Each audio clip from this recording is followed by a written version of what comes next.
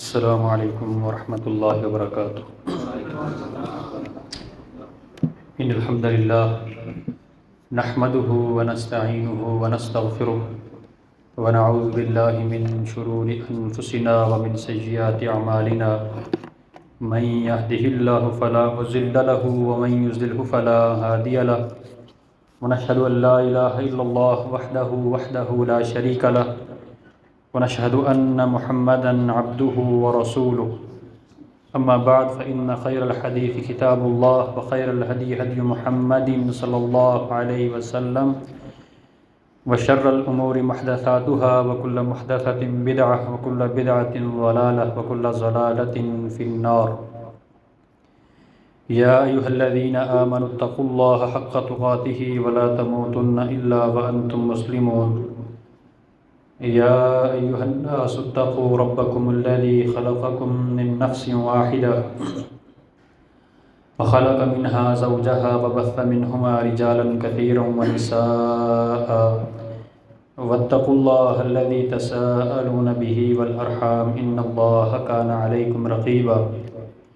يا أيها الذين آمنوا اتقوا الله وقولوا قولا سديدا يصلح لكم أعمالكم ويغفر لكم ذنوبكم ومن يطع الله ورسوله فقد فاز فوزا عظيما اللهم صل على محمد وعلى آل محمد كما صليت على إبراهيم وعلى آل إبراهيم إنك حميد مجيد اللهم بارك على محمد وعلى آل محمد كما باركت على إبراهيم وعلى آل إبراهيم إنك حميد مجيد فأعوذ بالله السميع العليم من الشيطان الرجيم فلا وربك لا يؤمنون حتى يحكموك فيما شجر بينهم ثم لا يجدوا في أنفسهم حرجا مما قضيت ويسلموا تسليما۔ ہر قسم کی حمد و ثنا کبریائی اور بڑائی کے پاک کلمات اللہ وحدہ لا شریک کی ذات کے لیے، اور انگنت لا تعداد درود و سلام ہو حضرت محمد رسول اللہ صلی اللہ علیہ وسلم کی ذات اقدس و طاہر پر۔ محترم بھائیوں اور بزرگوں، حدیث کے حوالے سے کہ اللہ کے رسول علیہ السلام کی جو حدیث ہیں ان کی اطاعت ٹھیک قرآن کی طرح فرض ہے۔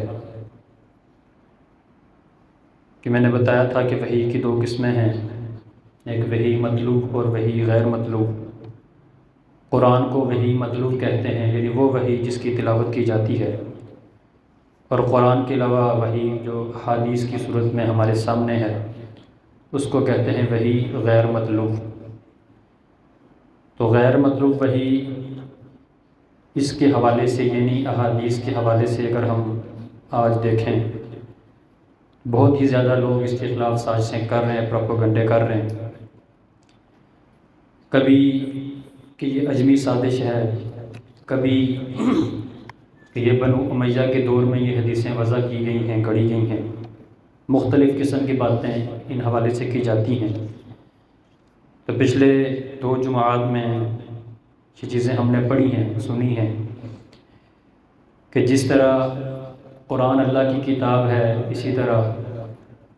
حدیث بھی اللہ تعالیٰ کی کتاب ہے۔ اور پھر میں نے بتایا تھا کہ اللہ کے رسول علیہ السلام کے جو احکامات ہیں، جو فرامین ہیں، ان کی 4 اقسام ہیں: تشریعی، تدبیری، اجتہادی اور طبی۔ پھر میں نے بتایا تھا کہ حدیث کی 3 اقسام ہیں: قولی حدیث یعنی اللہ کے رسول علیہ السلام کا قول، فعلی حدیث اللہ کے رسول علیہ السلام کا فعل، آپ کا عمل، تقریری حدیث کہ آپ کے سامنے آپ کے صحابی کا عمل اور خبر ہو جانے کے بعد آپ کا خاموش رہنا، سرزنش نہ کرنا۔ پھر میں نے عمل بالحدیث کے فضائل بتائے تھے کہ سب سے پہلے، ویسے تو بہت زیادہ فضائل ہیں، چند ایک آپ بھائیوں کے سامنے بیان کیے تھے کہ جو بندہ اللہ کے رسول علیہ السلام کی حدیث پر عمل کرتا ہے تو وہ اللہ کی رحمت خاصہ کو حاصل کر لیتا ہے، یعنی اللہ کی رحمت خاص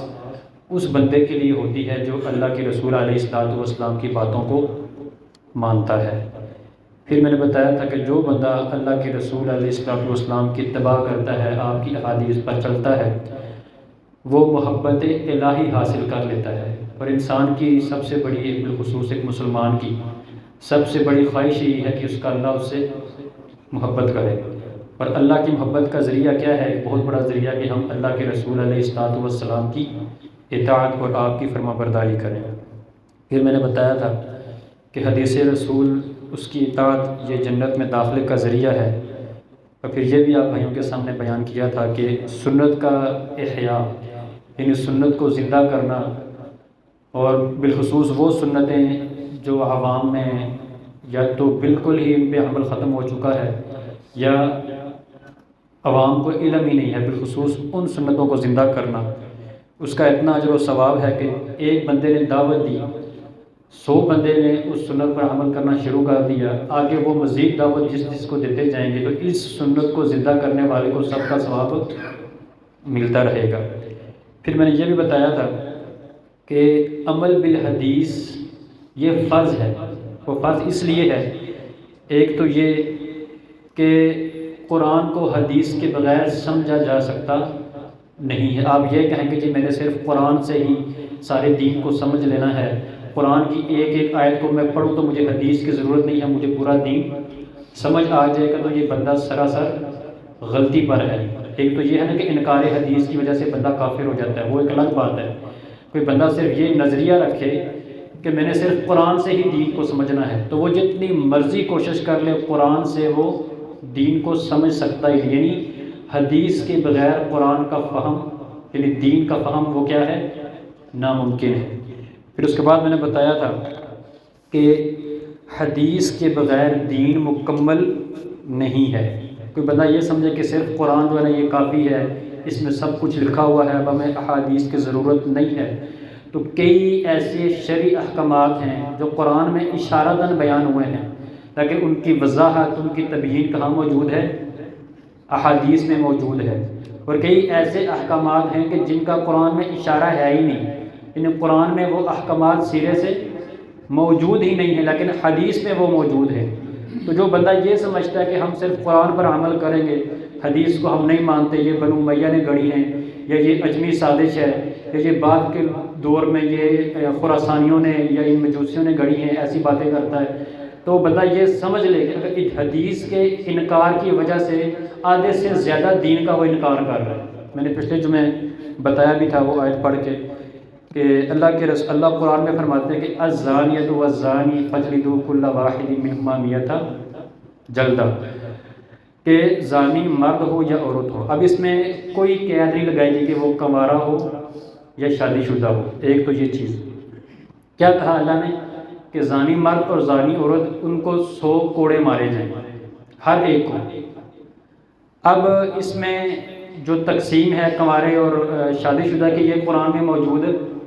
نہیں ہے۔ اب یہ ہمیں کہاں سے ملے گی؟ اب شادی شدہ کے لیے بھی قرآن میں 100 کوڑے اور کنوارے کے لیے بھی 100 کوڑے، اس کی وضاحت حدیث میں موجود ہے۔ اور میں نے پچھلے جمعے آپ بھائیوں کے سامنے بیان کی تھی جامع ترمذی کی حدیث کہ عبادہ بن صامت رضی اللہ تعالیٰ عنہ ارشاد فرماتے ہیں کہ اللہ کے رسول علیہ الصلوۃ والسلام نے فرمایا خذوا عنی فقد جعل اللہ لہن سبیلا، کہ یہ مجھ سے یہ جو حدود ہیں، یہ جو سزائیں ہیں، یہ جو زنا کے متعلق احکامات ہیں، یہ مجھ سے سیکھ لو، یہ مجھ سے لے لو۔ پھر اللہ کے رسول علیہ الصلوۃ والسلام نے فرمایا تھا السیب بالسیب جلد 100 ثم الرجم، کہ شادی شدہ اگر زنا کرے، مرد ہو یا عورت ہو، شادی شدہ اگر زنا کرے جلد 100، اس کو کیا کرنا ہے؟ 100 کوڑے مارنے ہیں، ثم الرجم، اور پھر اس کو رجم سنسار کر دینا ہے۔ اب یہ رجم اور سنسار کرنے کا جو حکم ہے شادی شدہ کو، یہ قرآن میں موجود نہیں ہے۔ اور ایک بات بتاؤں، یہ رجم کی آیتیں پہلے قرآن میں موجود تھیں، رجم کی آیتیں پہلے قرآن میں موجود تھی۔ علی رضی اللہ تعالیٰ عنہ سے مروی ہے، وہ باقاعدہ جب لوگوں کو زنا کے احکامات بتاتے تو اس میں رجم کا بھی بتایا کرتے کہ شادی شدہ اگر زنا کرے تو اس کا حکم کیا ہے کہ اس کو 100 کوڑے مارے جائیں اور ساتھ میں اس کو رجم کیا جائے۔ اور ساتھ میں کہا کرتے تھے کہ یہ رجم کی آیتیں پہلے قرآن کا حصہ تھی، بعد میں اللہ نے ان آیات کو تو منسوخ کر دیا، لیکن ان کا حکم اس کو باقی رکھا کہ وہ قرآن میں آیتیں نہیں ہے رجم کی، لیکن وہ جو حکم ہے شادی شدہ کے لیے اگر وہ زنا کرے اس کو رجم کرنے کا، وہ شریعت میں موجود ہے۔ اب اگر ہم صرف قرآن کو مانیں گے تو ہم شادی شدہ کو بھی صرف 100 کوڑے ماریں گے اور کنوارے کو بھی 100 کوڑے ماریں گے، ہم اس کو رجم اور سنسار نہیں کر سکتے، کیوں؟ قرآن میں تو ہے ہی نہیں۔ پھر اسی طرح جو کنوارا ہے اس کے لیے بھی حدیث میں مزید ایک سزا ہے، وہ کیا ہے؟ فرمایا والبکر بالبکر جلد 100 ونفی سنۃ، کہ اگر کنوارا آدمی زنا کرے تو اس کو کیا کرنا ہے؟ 100 کوڑے مارنے ہیں اور 1 سال کے لیے ملک سے نکال دینا ہے، پھینک دینا ہے صحراؤں میں، وہاں پہ پھرتا رہے، در بدر پھرتا رہے، یعنی اس کو جلا وطن کر دینا ہے، اپنے ملک سے نکال دینا ہے۔ اب یہ جو نفی السنۃ کنوارے زانی کی سزا ہے، یہ آپ کو قرآن میں کہیں نہیں ملے گی۔ تو بتانے کا مقصد یہ ہے کہ اگر آپ یہ سمجھیں گے کہ حدیث کی ضرورت نہیں ہے، صرف قرآن پہ عمل کریں گے، تو یہ بات آپ ذہن میں رکھیں کہ آپ نے آدھے سے زیادہ دین کو تو حدیث کا انکار کر کے ویسے ہی چھوڑ دیا ہے۔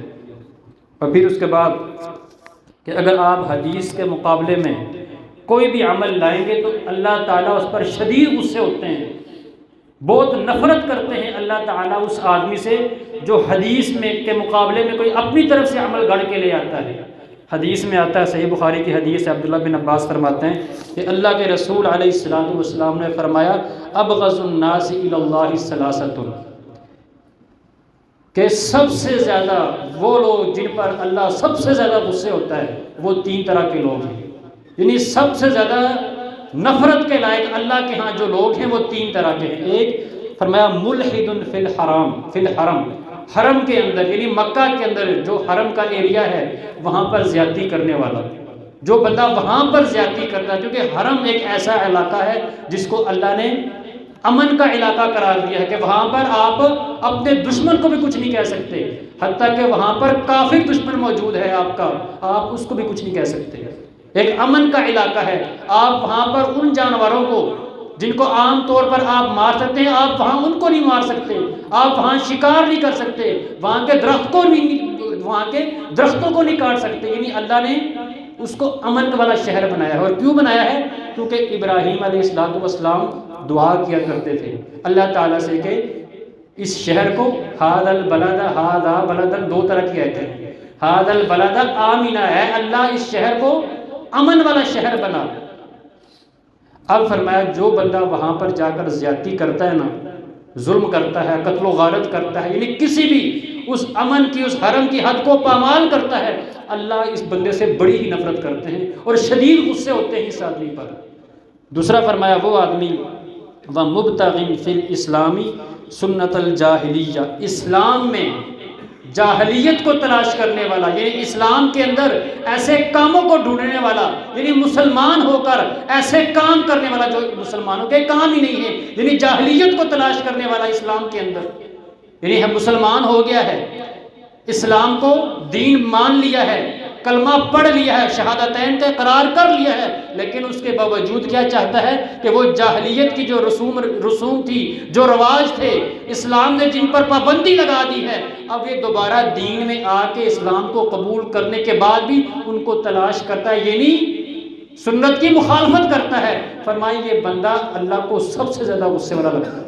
یعنی اللہ اس بندے پر سب سے زیادہ غصے ہوتے ہیں، اور اللہ کے ہاں یہ نفرت کے لائق ہے کہ اس بندے سے نفرت کی جائے کہ اسلام قبول کرنے کے بعد اللہ کے رسول علیہ السلام کی حدیث کے مقابلے میں یہ اپنی جو جاہلی رسم و رواج ہیں ان کو سامنے لے کے آتا ہے اور ان کے مطابق زندگی گزار رہا ہے۔ تیسری چیز فرمایا وَمُطَّلِبُ دَمِ امْرِئٍ بِغَيْرِ حَقٍّ لِيُحْرِقَ دَمَهُ، کہ کسی ناحق بندے کے خون کا مطالبہ کرنا۔ مثلا اب میرا کوئی بھی میرا قریبی کسی نے مار دیا، اب مجھے پتہ ہے کہ اس نے نہیں مارا، جیسے آج کل آپ عدالتوں میں دیکھ لیں کئی ایسے کیس ہیں، میں ایک بندے کو جانتا ہوں، 3 سگے بھائی، پھر ان کا باپ اور آگے 2 ان کے کزن، 6 بندے جیل میں، کس کیس میں؟ قتل کے کیس میں جیل میں، 3 کو سزائے موت ہوئی ہے اور 3 کو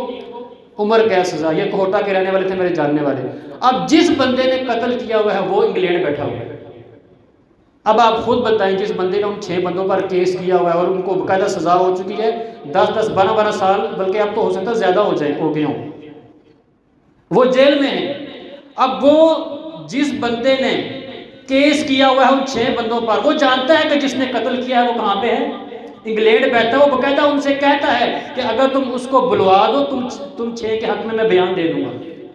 اب یہ وہ آدمی ہے کہ اللہ کے رسول علیہ السلام نے فرمایا کہ ناحق بندے کا خون بہانے کے لیے وہ دعوے کرتا ہے کہ یہ بندہ اس قتل میں شامل ہے، اس بندے نے قتل کیا ہے، اس کو میں نے اپنی آنکھوں سے دیکھا ہے۔ تو اللہ کے رسول علیہ السلام نے کیا فرمایا کہ ابغض الناس الی اللہ ثلاثۃ، کہ یہ 3 طرح کے لوگ ایسے ہیں جن سے اللہ شدید قسم کی نفرت کرتے ہیں۔ اور اسی طرح اگر آپ حدیث کے مقابلے میں کسی چیز پر عمل نہ بھی کریں لیکن وہ حدیث کے مقابل ہے، اور حدیث بھی کون سی؟ اللہ کے رسول کی حدیث کے مقابلے میں، تو اللہ کے نبی کو بھی یہ کام بڑا ہی ناپسند ہے۔ اور یہ مشہور واقعہ جو کہ ہم نے ایک دفعہ سنا ہوا ہے، عبداللہ جابر بن عبداللہ فرماتے ہیں، سنن دارمی میں یہ حدیث موجود ہے، شیخ ناصر الدین الالبانی نے اس حدیث کو حسن قرار دیا ہے۔ کہتے ہیں کہ ایک مرتبہ فرماتے ہیں جابر بن عبداللہ کہ عمر فاروق رضی اللہ تعالیٰ عنہ اللہ کے نبی علیہ السلام کی خدمت میں تورات کا نسخہ لے کر آئے۔ یہ واقعہ بہت لوگوں نے سنا ہوا، ہم سب نے سنا ہوگا۔ تورات کا نسخہ لے کے آئے۔ تورات کس کی کتاب تھی؟ نبی موسیٰ پر نازل کی تھی، آسمانی کتاب تھی، اللہ کی کتاب تھی، اللہ نے نازل کی تھی۔ یہ کوئی تورات کتاب یہ کوئی کسی اپنی طرف سے نبوت کا دعویٰ کرنے والا کوئی اس کی کتاب نہیں تھی، یا کسی اسلام کے دشمن کی کتاب نہیں تھی۔ قرآن تھا، آسمانی کتاب تھی، اپنے دور میں شریعت تھی یہ کتاب۔ لیکن ہوا کیا؟ عمر بن خطاب رضی اللہ تعالیٰ عنہ اس نسخے کو لے کے آئے اللہ کے رسول علیہ السلام کے پاس، اور آگر عرض کی اے اللہ کے رسول یہ تورات یہ میں نسخہ لے کے آیا ہوں۔ اللہ کے رسول فساکت، حدیث کے الفاظ ہیں، آپ کچھ نہ بولے۔ عمر رضی اللہ تعالیٰ عنہ نے تورات پڑھنی شروع کر دی۔ اب صرف پڑھی ہے، عمل نہیں کیا۔ آپ اندازہ لگائیں کہ صرف پڑھنی شروع کر دی، عمل نہیں کیا۔ اتنی دیر میں ابو بکر صدیق رضی اللہ تعالیٰ عنہ تشریف لے آئے۔ انہوں نے جب اللہ کے رسول علیہ السلام کے چہرے کو دیکھا تو عمر رضی اللہ تعالیٰ عنہ سے مخاطب ہو کر کے کہنے لگے ثقلت کالسواقل، اے عمر تجھ پر رونے والی روئیں۔ یعنی اتنے سخت الفاظ کیے کہ تجھ پر رونے والی روئیں۔ تو رونے والی کس پر روتی ہیں؟ جو فوت ہو جائے۔ یعنی کہ تجھ پر رونے والی روئیں۔ تو نے اللہ کے رسول علیہ السلام کے چہرے کو نہیں دیکھا؟ دیکھو کیسے اللہ کے رسول علیہ السلام کے چہرے کا رنگ بدل رہا ہے۔ جب عمر رضی اللہ تعالیٰ عنہ نے ابو بکر صدیق رضی اللہ تعالیٰ عنہ کے کہنے پر اللہ کے رسول علیہ السلام کے چہرے کو دیکھا تو کہا اعوذ باللہ من غضب اللہ و غضب رسولہ، میں اللہ کی پناہ پکڑتا ہوں اللہ کے رسول کی ناراضگی سے اور اللہ کی ناراضگی سے، کہ میں اللہ کی پناہ پکڑتا ہوں کہ میں کوئی ایسا کام کروں کہ جس کام کی وجہ سے اللہ ناراض ہو اور جس کام کی وجہ سے اللہ کا رسول ناراض ہو۔ پڑھ کیا رہے تھے؟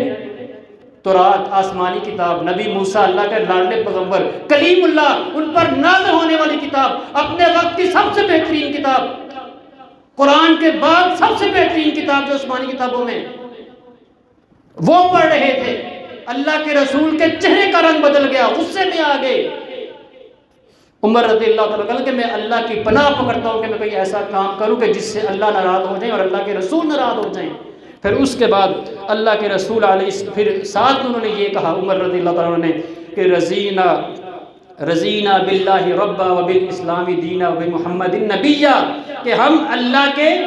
رب ہونے پر، اسلام کے دین ہونے پر اور محمد صلی اللہ علیہ وسلم کے نبی ہونے پر ہم دل سے خوش ہیں، ہم راضی ہیں اس بات پر کہ اللہ ہمارا رب ہے، اسلام ہمارا دین ہے اور آپ ہمارے نبی ہیں، اس پر ہم راضی ہیں۔ یہ بات کی جب انہوں نے، اس کے بعد پھر اللہ کے رسول علیہ السلام نے کہا والذی نفس محمد بیدی، اس ذات کی قسم جس کے ہاتھ میں محمد صلی اللہ علیہ وسلم کی جان ہے، لو بدا لکم موسیٰ فاتبعتموہ وترکتمونی لضللتم عن سواء السبیل۔ قسم کھا کے اللہ کے رسول علیہ السلام نے کہا کہ اس ذات کی قسم ہے جس کے ہاتھ میں محمد صلی اللہ علیہ وسلم کی جان ہے، اگر آج موسیٰ تمہارے سامنے آ جائے، لو بدا لکم، وہ ظاہر ہو جائے تمہارے سامنے، فَاتَّبَعْتُمُوهُ وَتَرَكْتُمُونِي، تم موسیٰ علیہ السلام کی پیروی شروع کر دو، وَتَرَكْتُمُونِی، اور تم مجھے چھوڑ دو، لَزَلَلْتُمْ عَنْ سَوَاءِ السَّبِيلِ، تم گمراہ ہو جاؤ گے سارے۔ یعنی آپ خود اندازہ لگائیں، تورات پڑھی جا رہی ہے، بات کن کی ہو رہی ہے؟ موسیٰ علیہ السلام کی، اللہ کے بڑے لاڈلے اور پیارے نبی، وہ نبی جن کی خواہش پر اللہ تعالیٰ نے بنی اسرائیل کے 40 بندوں کو مارنے کے بعد دوبارہ زندہ کر دیا۔ یعنی وہ نبی جن کی خواہش پر، جن کی اللہ سے ایک دعا پر 40 بندوں کو، وہ واقعہ اگر ہم قرآن پڑھتے ہو نا، قرآن کی تفسیر پڑھتے ہو، قرآن کا ترجمہ پڑھتے ہو، تو ہمیں یہ واقعہ پتہ ہوگا کہ کوہ طور پر موسیٰ علیہ السلام کے ساتھ بنی اسرائیل میں سے 40 بندے گئے تھے۔ جب موسیٰ اللہ سے ہم کلام ہو رہے تھے تو انہوں نے کیا کہا؟ اے موسیٰ، ہم تجھ پر ایمان نہیں لائیں گے جب تک ہم اللہ کو اپنی آنکھوں سے دیکھ نہ لے جیسے ہم تجھے دیکھ رہے ہیں۔ اب یہ اللہ کو دیکھنا یہ نبی کے پاس کی بات نہیں ہے، دنیا میں تو ایک عام آدمی امتی کیسے دیکھ سکتا ہے؟ جب انہوں نے اسی رٹ لگا لی کہ ہم اللہ کو جب تک دیکھیں گے نہیں، ایمان نہیں لائیں گے، اللہ کا عذاب آیا، فَأَخَذَتْهُمُ، اللہ فرماتے ہیں ہم نے ان کو پکڑ لیا۔ پھر موسیٰ علیہ السلام نے اللہ سے دعا کی، اللہ سے گزارش کی کہ میری قوم کے لوگ کیا کہیں گے کہ موسیٰ 40 بندوں کو اپنے ساتھ لے کے گیا اور وہاں پر اس نے جا کے ان بندوں کو مار دیا ہے۔ اللہ نے قرآن میں کیا فرمایا کہ ثُمَّ بَعَثْنَاكُم مِّن بَعْدِ مَوْتِكُمْ، ہم نے تمہیں مارنے کے بعد دوبارہ تمہیں زندہ کر دیا۔ قرآن میں موت کے بعد زندہ دینے کے 5 واقعات سورۃ البقرہ میں موجود ہیں۔ اچھا، پھر یعنی اتنے پیارے نبی،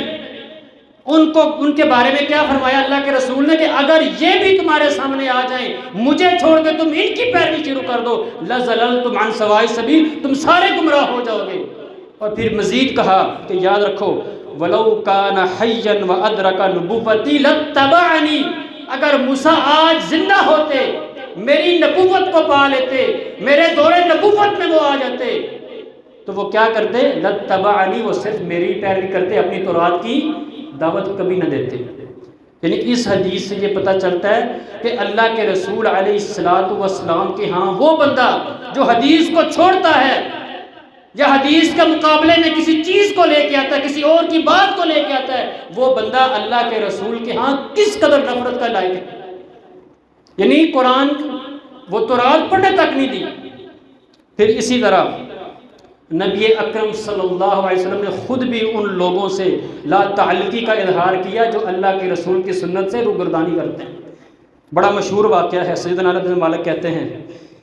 کہ 3 آدمی ازواج مطہرات کے خیموں کی طرف آئے، 3 آدمی اللہ کے رسول علیہ السلام کی بیویوں کے خیموں کی طرف آئے تاکہ اللہ کے رسول علیہ السلام کی عبادت کے حال احوال پوچھ سکیں، معلوم کر سکیں کہ اللہ کے رسول عبادت کتنی کرتے ہیں۔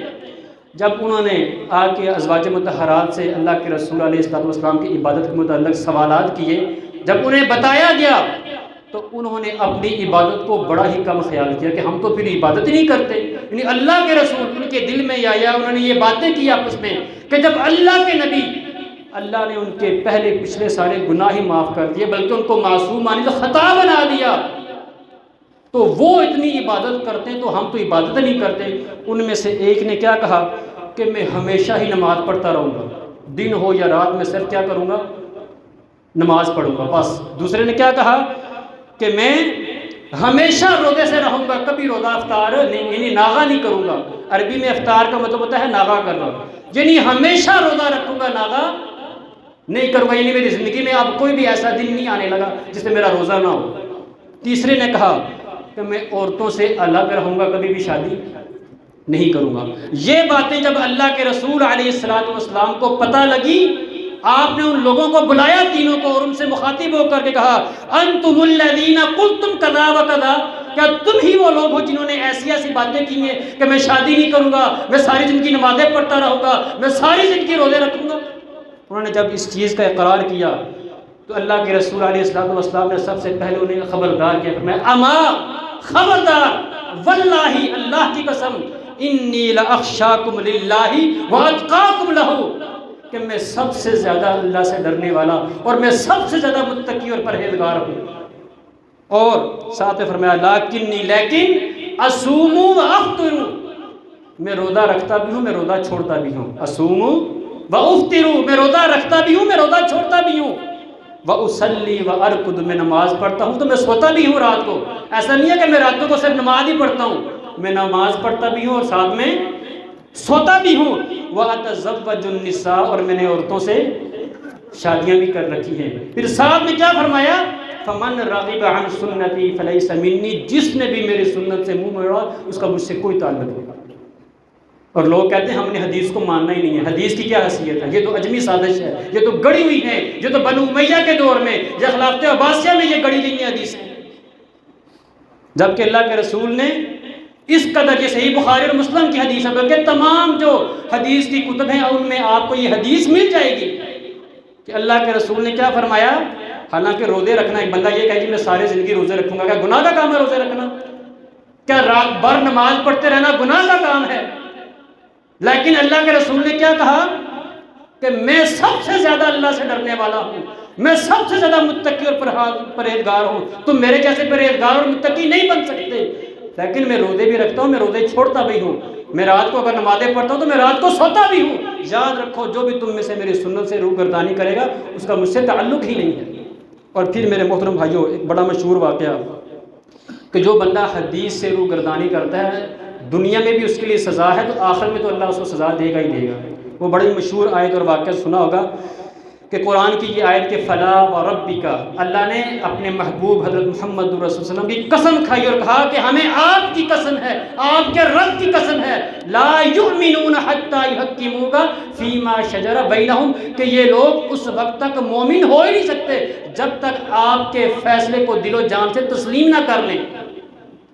اب واقعہ اس طرح ہے، عروہ بن زبیر کہتے ہیں، یہ بھی صحیح بخاری کی حدیث ہے، عروہ بن زبیر کہتے ہیں کہ زبیر رضی اللہ تعالیٰ عنہ، ان کا اور ایک انصاری کا جھگڑا ہو گیا ایک برساتی نالے کو لے کے، جو کہ حرہ کے مقام، حرہ ایک جگہ ہے وہاں پر ایک برساتی نالہ تھا، اس برساتی نالے کو لے کے نا زبیر اور ایک انصاری صحابی تھے، ان کا جھگڑا ہو گیا۔ اب جب یہ جھگڑا اللہ کے رسول علیہ الصلوۃ والسلام کی وہ دربار میں پہنچا، انہوں نے جب یہ فیصلہ یہ کیا، زبیر سے کہا کہ تم نا اپنے کھیت کو پانی پلا کے پھر اس انصاری کے لیے پانی چھوڑ دیا کرو۔ اب یہ فیصلہ، اصل اس فیصلے میں اللہ کے رسول نے جو ان کا یہ جو زبیر تھے اس کے بارے میں کیا آتا ہے، جب اللہ کے رسول نے یہ فیصلہ کیا نا کہ اپنے کھیت کو تھوڑا بہت پانی پلا کے انصاری کے لیے چھوڑ دیا کرو، تو وہ جو انصاری تھا اس نے کیا کہا کہ آپ نے اس کے حق میں، زبیر کے حق میں فیصلہ اس لیے کیا ہے ابن عمتی، کہ یہ آپ کی پھوپھی کا بیٹا ہے، یعنی آپ کی پھوپھی کا بیٹا ہے، آپ نے اس لیے اس کے حق میں کیا کیا ہے، فیصلہ کیا۔ حالانکہ حق میں فیصلہ کیا نہیں تھا، فیصلہ حق میں نہیں تھا۔ جب اس نے یہ بات کی نا، یعنی کہ اس نے اللہ کے رسول علیہ الصلوۃ والسلام کے انصاف پر، آپ کے فیصلے پر، آپ کے حکم پر شک کیا، اللہ کے رسول کو یہ بات بڑی ناگوار گزری، اور صرف اللہ کے رسول کو نہیں، اللہ کو بھی بڑی ناگوار گزری۔ اللہ کے رسول نے نا زبیر سے یہ کہہ دیا کہ اب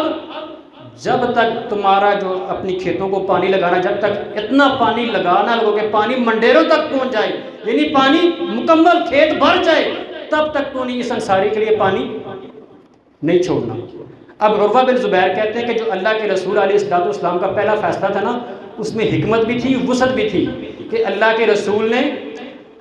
اس انصاری کے حق میں فیصلہ کیا تھا کہ اصل حق یہ ہوتا ہے، یہ بات ذہن میں رکھیں، یہ شرعی مسئلہ بھی ہے کہ اگر پانی آ رہا ہے کہ برساتی نالے کا یا کہیں سے بھی پانی آ رہا ہے، تو جس کی زمین پہلے ہے پہلا حق بھی اس کا ہے کہ وہ پہلے اپنی زمین کو پانی لگائے، اچھی طرح لگائے، پھر بعد والے کے لیے چھوڑے۔ لیکن اللہ کے رسول نے اپنے بتیجے کا حق بھی، اس کو اپنے یعنی پھوپھی ذات کا حق، اپنے کزن کا حق بھی اس کو دے دیا، چلو تھوڑا بہت پانی لگا کے اس کے لیے چھوڑ دیا کرو۔ لیکن جب اس نے یہ بات کی، اللہ کے رسول کے حکم کو تسلیم نہیں کیا، پھر اللہ کے رسول نے حقیقی فیصلہ کیا، اور اللہ نے قرآن نازل فرما دیا کہ فلا وربک لا یؤمنون، کہ ہمیں آپ کے رب کی قسم ہے یہ لوگ مومن ہی نہیں ہو سکتے جب تک آپ کے ہر فیصلے کو دل و جان سے تسلیم نہ کر لیں۔ اور اسی طرح پھر میرے محترم بھائیوں، یہ بات ذہن میں رکھیں، جو لوگ حدیث سے روگردانی کرتے ہیں وہ جہنم کی آگ میں پھینکے جائیں گے۔ قرآن میں اللہ فرماتے ہیں وَمَن يَعْصِ اللَّهَ وَرَسُولَهُ وَيَتَعَدَّ حُدُودَهُ يُدْخِلْهُ نَارًا خَالِدًا فِيهَا، کہ جو بندہ بھی اللہ کی نافرمانی کرتا ہے، اللہ کے رسول کی نافرمانی کرتا ہے، یدخلہ نارا، اللہ اس کو آگ میں داخل کرے گا، آگ میں پھینکے گا، خالدن فیہا، اور وہ ہمیشہ ہمیشہ کے لیے آگ ہی میں رہے گا، آگ میں ہی چلتا رہے گا۔ تو میرے محترم بھائیو، ان آیات پر غور کرنے سے، ان احادیث پر غور کرنے سے یہ بات ہمارے لیے واضح ہو گئی ہے کہ صرف قرآن ہی دین نہیں ہے، بلکہ حدیث بھی یہ دین ہے۔ اور ایک مسلمان کے لیے یہ لازم ہے کہ جس طرح وہ قرآن پر ایمان رکھتا ہے، اسی طرح اللہ کے رسول علیہ الصلوۃ والسلام کے جو فرامین ہیں، جو حدیث کی صورت میں ہمارے سامنے موجود ہیں، ان پر بھی ایمان لانا ہم سب پر کیا ہے؟ واجب ہے۔ جو بندہ صرف قرآن کو لے گا وہ آدھے سے زیادہ حدیث کا بھی، آدھے سے زیادہ دین کا بھی انکار کرے گا، اور جو صرف قرآن کو لے گا وہ دین کو سمجھ بھی نہیں سکے گا۔ اللہ تعالیٰ سے دعا ہے اللہ تعالیٰ ہمیں قرآن کی طرح حدیث کو بھی سمجھنے، اس پر عمل کرنے، اس کو اپنی زندگی میں لاگو اور نافذ کرنے کی توفیق عطا فرمائے، اور اللہ تعالیٰ ہمیں شریعت اسلام کے مطابق اپنی زندگی گزارنے کی توفیق عطا فرمائے۔ وآخر دعوانا الحمدللہ رب العالمین۔